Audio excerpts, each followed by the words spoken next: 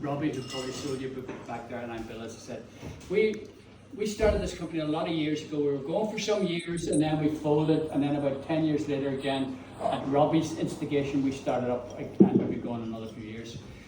What do we do? We're an independent publisher, a very small micro publisher based in Belfast. We focus on Irish history and politics and culture. And most of the time we don't go looking for books, but books arrive with us, and some wild and weird things arrive with us, which you mostly say, oh no, we're not touching that with a barge pole. And then one day, this man, who we'd never heard of before in our house, sent us a manuscript. You didn't send the whole man, you sent the idea in some chapters. Anyway, he had this idea. He had this idea, and we thought that's perfect because, you know, as the name of the company says, it's a little bit outside the ordinary. It's a bit beyond the pale, not maybe totally beyond the pale, but enough beyond the pale to interest us. We used to have other jokes that we used to say to potential authors, that we would not accept a book unless it had been turned down by at least 2 other publishers before it got to us. I don't think this was the case with okay, only one was down. So, and it's the notion that sometimes things are turned down precisely because they are, in some of these eyes, beyond the pale, but that's exactly what we're looking for. So, over to Kieran, over to Stan, enjoy yourselves.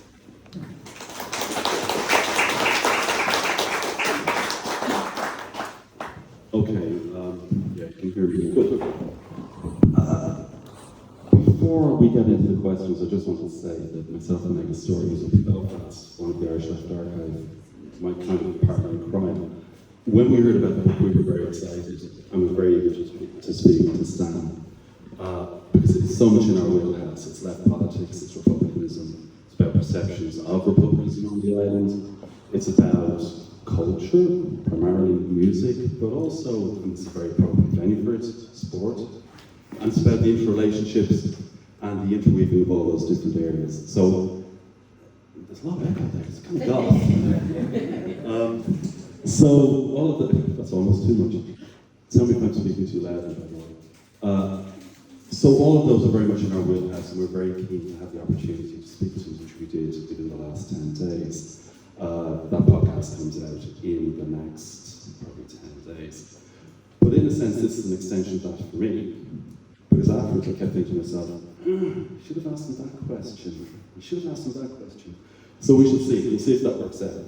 The thing I should ask is, we're going to invite people to ask questions. So I'll give maybe, how long would you say? 20 minutes? 20 minutes, yeah. 20 minutes of questions, as long as you can speak, as long as we can suffer. You won't, it'll be great. And then we'll see, like, at the end of that, we'll invite questions from people. So yeah, I guess no better place than really to start at the beginning. Can we turn the echo down a little bit? Yeah. Try that now. Speaking, a lot of echo.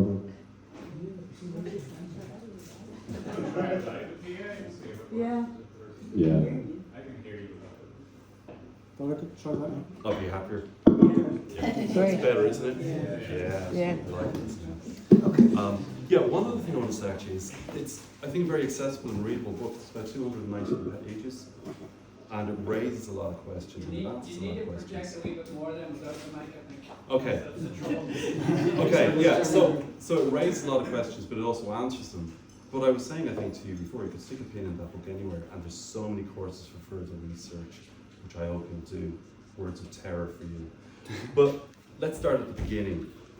What was it that impelled you to research and write this book? And why do you think now is the moment for this book?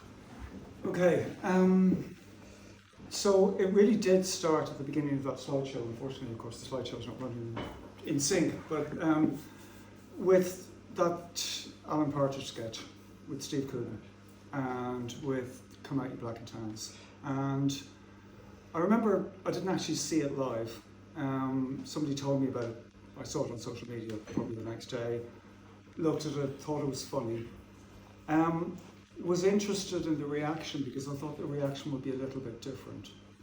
I think Coogan might have thought the reaction would be a little bit different as well. I think he probably expected slightly more outrage. And I remember thinking straight away, something's changed here.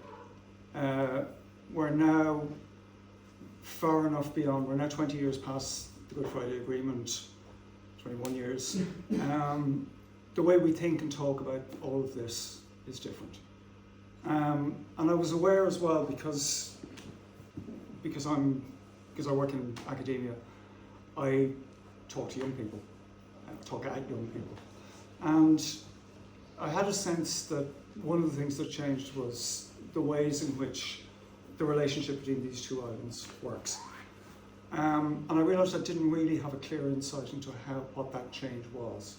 But I thought this Coogan thing was sort of an important starting point. So that was that, and I remember thinking, okay, I should write about something like this, and I have 10 ideas a day I should write about, and I never do. But the next thing was then, the end of that year, if you remember, this is 5 years ago now, Charlie Flanagan had this idea to commemorate the RIC in connection with the decade of commemoration. And there was a furore about it because that, at least notionally, included the Black and Tans. And as a consequence of that, and on the back, I think, of the Coogan thing, because that had brought the song back into circulation, the Wolf Tones version of Come Out You Black and Tans ended up topping iTunes charts, which is sort of interesting because it means the people who are consuming it still used iTunes, because nobody else did in 2019. But they made it, and the Wolf Tones are nothing if not canny in terms of their relationship with the media, so they made hay with it. And I think they donated the proceeds to, what was it? Oh, you told me, I've forgotten what it was now. But anyway, so I think that was the beginning of the Wolf Tones sort of finding their way back from a relatively peripheral, cosy irrelevance back into the mainstream. But I was interested in that because it played into the election, and because there was an election just after that in early 2020, and then we went into COVID, and Sinn Féin used a little bit of it in an election broadcast, and one of their TGs, and I can't remember which one now, there was a chorus of people singing it when he David down in Wexford. David Cullinan, that's who it was. So I remember thinking, okay, this is interesting, the song's back in circulation, it's now standing for, and of course that was Sinn Féin's breakthrough election. That was the election where they didn't run enough candidates, and suddenly. So I thought, okay, most of my teaching is about music and politics, so most of my teaching is about the relationship between how music works politically, how music represents political, but also what music does in society, because music is political, whatever it's doing. And this seemed like a point where you could at least point to a particular song, a particular sequence of events that were having a particular political effect, or were reflecting a particular. So I thought something, okay, that's a conference paper. So I did. And there was a decent enough reaction to it. Some people asked really good questions about it. And so I thought, okay, that's a journal number to get. So I spent a couple of best part of the year on that. It got rejected, and it got rejected. I've had stuff rejected before, and it bothers you, but you take it. But the rejection seemed to me to be a rejection of what I was looking at, not a rejection of what I'd written, or the way I'd written it. I thought it was a perfectly good article, and a lot of the criticisms were either not relevant or seemed just not to like what I was writing about. That was my sense of it. Now that's, where academics can complain about this sort of stuff. So I thought, okay, if you're not going to take a journal article, you take a short book. So I wrote something that was about 25,000, 30,000 words, submitted that to a publisher who was interested. They liked it, but thought it wasn't what they wanted exactly. So then I sent it to Bill and they liked it, but they wanted it longer. So I thought, okay, Kneecap, that's interesting. Not realising how interesting it was going to be. as their manager will tell you, life has been somewhat keeping up with them and just working out where to draw the line, and we're just okay, we'll stop at the Oscars and we won't go any further. Literally, actually, I think I submitted the final version just after they weren't shortlisted. The film wasn't shortlisted. So that's how it got there. And did you feel any trepidation? I mean, taking the wolf tones and, in a sense, response that they've had, how to work through that. Did you have any sense that what you were exploring was because I mean, we have to also preface this by the fact that wolf tones have been hit time and time again across the last 30 odd years. Yeah. There's the famous 2002 interview on the Late where they were ambushed, and Fintan O'Toole is somebody who's come up with this story quite a lot, isn't it? Because he seems to have this unerring ability to arrive just at the point where a group, the wolf tones, across many different musical genres, but the wolf tones, Kneecap, and in a slightly different context, I would say we have to bring in Zombie by the Cranberries as well. So maybe elaborate on that as well, like what were you picking out across the decades, as it were? Okay, this ties in. This, as usual, you finish something and then you think, oh, I should have said that, or I should have done this.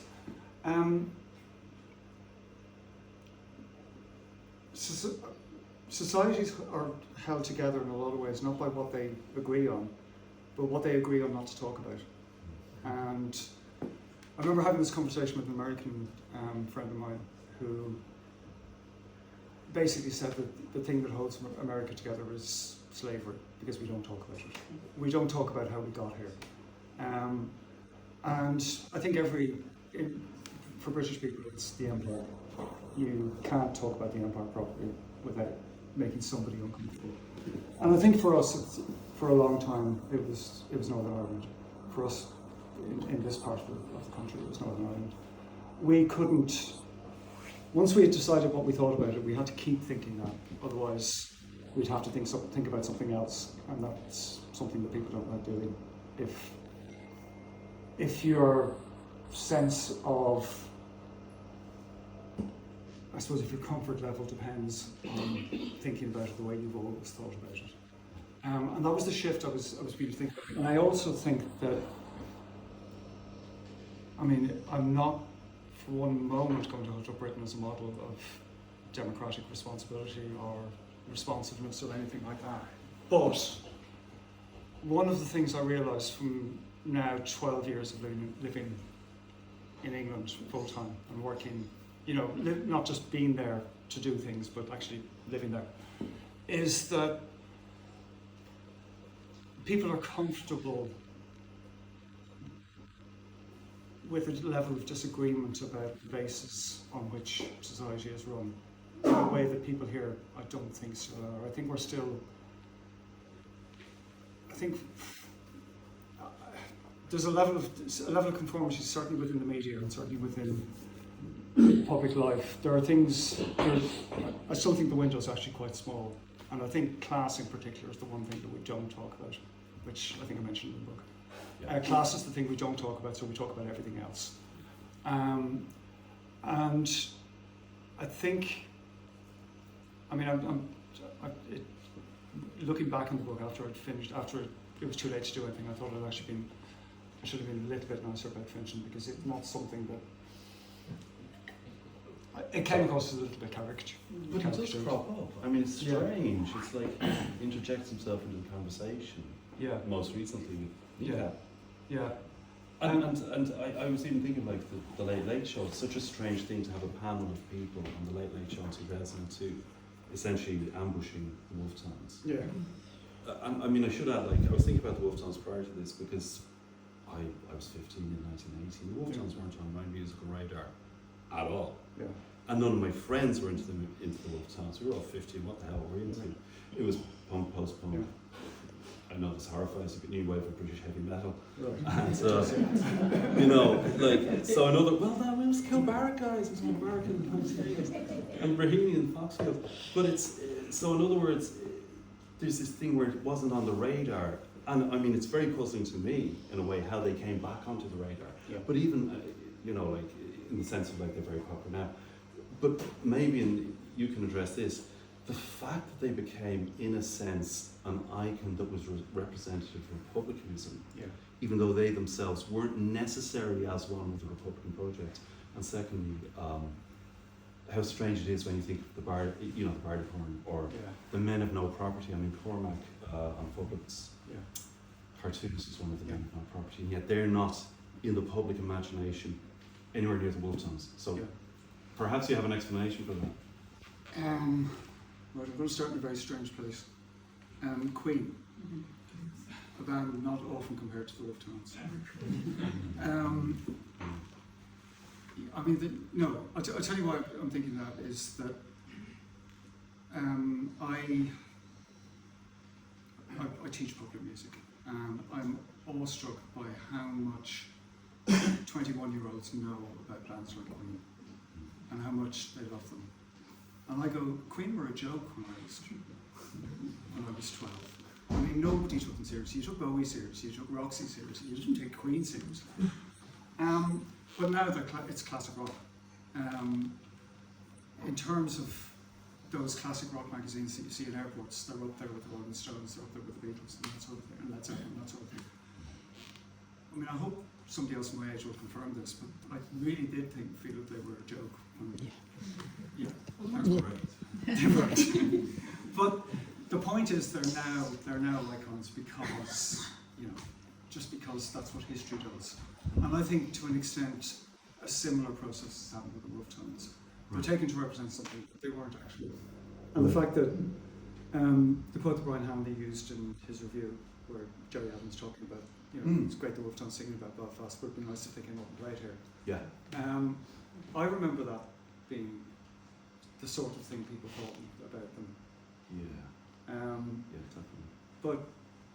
But there's now this, it's, we can remember back 10, 15 years, 20 years, maybe something like that, and then it all becomes a bit blurry. And it all gets a little bit mixed up. And you were a little bit happier just to accept that, the story we've been told about it. Or if we're all doing it, we've just forgotten. Yeah, that makes sense. So in other words, they become part and parcel of the background and then come into popularity, but yet still seem to evoke this hugely disproportionate response on the part of official Ireland, for want of a better term. It still surprises me. I don't know why anybody cares that much. Unless, well, I mean, the obvious answer, and it's probably the real answer, is that for a lot of official Ireland is not quite the word. I think for the political establishment, by which I mean basically formerly the two big parties, who are now just two of the three big parties, they're terrified of a government that doesn't involve at least one of them. Because if that happens once, it can happen again. And it can happen. And also, I think, looking around the rest of, not just the English-speaking world, you have a situation in England now, for example, in the last local elections, where there are effectively 5 parties.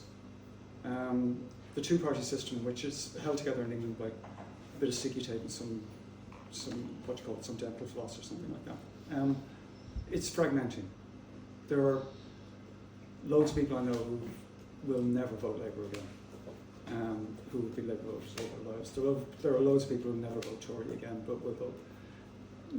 I think we're at one of those points now where the fundamentals of political dispensations that have been in place forever are breaking up. And the people who have profited, who have prospered under that settlement, are very nervous about what's coming. I think that's the basic explanation. But I also do. You see, talking about the Irish Times, talking about RT or something like that. And again, it's something I talk about. Like, nobody under 40 pays any attention to a columnist in a newspaper. Well, maybe some do, but points to the 2 under 40s in the room. But there's also that sort of, standing there wanting the tide to go away, and the tide won't go away, the tide will keep coming in. But you also, I think, make the point this also about unfinished business. I mean, partition still exists. Yeah. You know, the rough edges have been smoothed off it to a huge degree. And maybe it's the fact as well, I don't know, I'm wondering about what you think here. It's in a sense an unashamed attitude through 30-odd, 40-odd years, including the period of the conflict, of being pro-unity in some form or fashion as well, maybe. Yeah. And I mean, Yeah. singing the Kneecap, I mean, that's a perfect example Yeah. of that. That this raises the hackles of, again, sorry, fizzing too. I mean, it's Yeah. like, but I mean, I thought it was very interesting about the women's football Yeah. people, and then, bang, out comes a column about that, and of course, Yeah. not just Livingstone, too, many, many others. Yeah. And this sort of knee-jerk response that you can't, and you could argue, what IRA are they talking about even? You know, Yeah. let's get into the weeds here. Yeah. Is it the provisional or is it the old IRA? And that wasn't teased out in that sense. So I'm just, and then perhaps maybe the intersection with sport, Yeah. because I think that's a huge part of the book. It is, I think, more what I was. So one of the things that I think that provoked me a little bit as well, once I started, particularly, so just sort of going back to the beginning, but looking at the history of Connected Black and Tans, and looking particularly at Behan, and looking at his work. And it was one of those things that dawned on me was that I kept thinking somebody must have written something about Behan's, not particularly this song, but a lot about the songs he wrote about Irish people in Britain and things like that. Somebody must have written something serious about that. And actually, Michael Halpenny, who is somewhere here, was the only was the only person I could find who had written anything serious about him. And I remember thinking, this is weird in itself. Irish historiography, that's how you say it, has a very top-down way of looking at things, both politically, what goes on in Leinster House, how elections play out, what that tells us, but also culturally. Series literature, drama, some film is what we do, apparently. Except it isn't. We listen to pop music, we watch football, we watch television. An awful lot of our culture we share with the other island. And an awful lot of culture on the other island has quite a lot to do with us as well, even though they don't necessarily know that. You wouldn't write a book about British life in the 60s without mentioning the Beatles. I've looked at a lot of books about Irish history in the 60s, 50s, 60s, 70s, and there'll be a half a page about the show bands and weren't they funny, and maybe a little bit about the Clancy brothers or something, and that'll be popular culture. Now maybe, like, we didn't have Beatles, we didn't have something that was as eye-chattering as that, but what people did in dance halls, what people did at sessions, what people listened to, what people bought, is just as important here as it is anywhere else. And it's just as important as a way of thinking about what actually happened.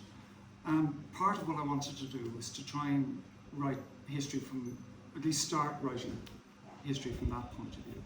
From the point of view of what, because Irish popular culture is, it's not, no popular culture is one thing, popular culture is all sorts of things all at once.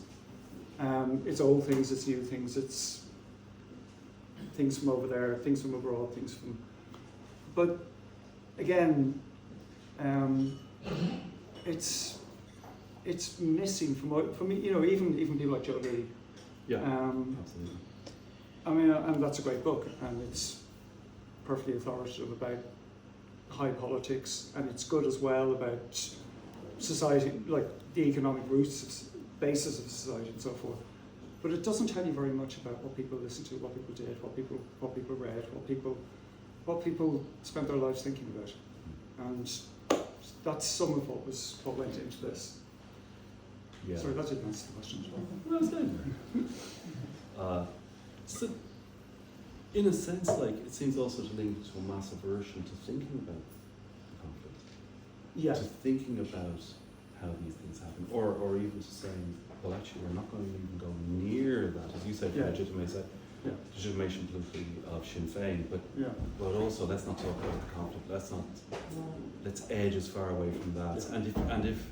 And you even, and I think this is a really strong aspect of the book, where you talk about how popular music, rock music in the 1980s, which, as you say, like, supplanted the show bands, supplanted the balladeers and the rebel ballads and songs, and those who were proponents of it. And then in the 1980s, during one of the high phases of the conflict, just it walks away. It's absolutely without leave, with no reference whatsoever. And you've got a startling thing about hot press and its coverage of that as well. Yeah. And maybe you'd explain like what your thoughts are on why rock music and pop music and punk music in particular tend to avoid that. Well, I think there were a couple of reasons, and they weren't all dishonourable by any means. There was a nervousness about talking about a complicated situation in the language of pop music, which, you know, is pop lyrics are pretty simple. And I do remember, and I can remember being in a band at the time, and whenever we heard British bands talking about the North, I remember feeling a little bit, hold on a second, it's more complicated than that, because it was always more complicated than that. When we were on Rough Trade, we were label mates with a band called Easterhouse, who were